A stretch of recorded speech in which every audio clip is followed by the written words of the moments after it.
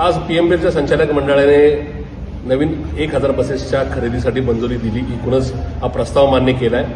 हा प्रस्ताव पुणेकरांच्या एकूणच टॅक्स रुपी पैशावर दरोडा घालण्यासारखा आहे.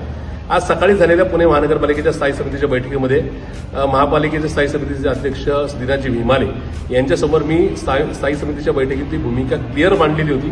त्याचे मिनिट सुद्धा या ठिकाणी अवेलेबल आहेत. ही बसेस खरेदी आपण करू नका. एक तर पुण्यातले बीआरटी मार्ग तोडण्यात आलेले आहेत. जे एखादा दुसरा मार्ग तो सुद्धा तोडण्याच्या मार्गावर महापालिका आहे. अशा परिस्थितीमध्ये ज्या गाड्या बीआरटी रूटसाठी लागतात त्या गाड्यांची खरेदी केलेली, कारण की त्या गाड्यांना दोन्ही बाजूला दरवाजे असतात. अशा परिस्थितीत ज्या गाड्या वापरल्या जाणार नाही, बीआरटी मार्गच अस्तित्वात राहणार नाही, त्याच्यासाठी 6 लाख रुपये प्रति बस जास्त दिले जाणार आहेत. आणि त्याचबरोबर सगळ्या त्याच्यातली शोकांतिका अशी आहे की उजव्या बाजूचा दरवाजा जो बीआरटी मार्ग नसल्यामुळे वापरला जाणार नाही, तिथे आणखीन 10 पॅसेंजरची सीटची व्यवस्था झाली असती.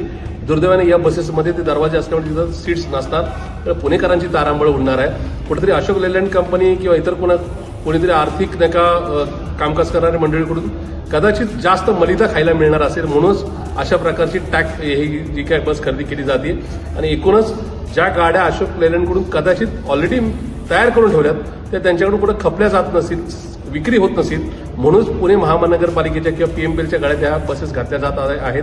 अशा प्रकारचा थेट संशय म्हणण्यापेक्षा आरोपच आमचा आहे. आणि म्हणून ही बस खरेदी करू नका. आणि जर ही केलीच तर आम्ही मान्य उच्च न्यायालय अथवा मान्य सर्वोच्च न्यायालयामध्ये याची निश्चित दाद मागू. कारण हे पैसे पुणेकरांचे, पिंपरी चिंचवडकरांचे.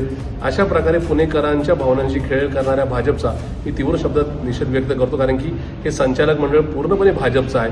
त्याच्यामुळे या अनुषंगाने पुणेकरांनी भाजप एकूणच आपल्या घरावर कसा दरोडा घालताय या संदर्भातलं आत्मचिंतन नक्की करावं. पण या संदर्भामध्ये उच्च न्यायालयामध्ये पुढच्या आठवड्यात आम्ही जाणार आहोत. ही गोष्ट या ठिकाणी मी काँग्रेस पक्षाच्या वतीने जाहीर करतोय.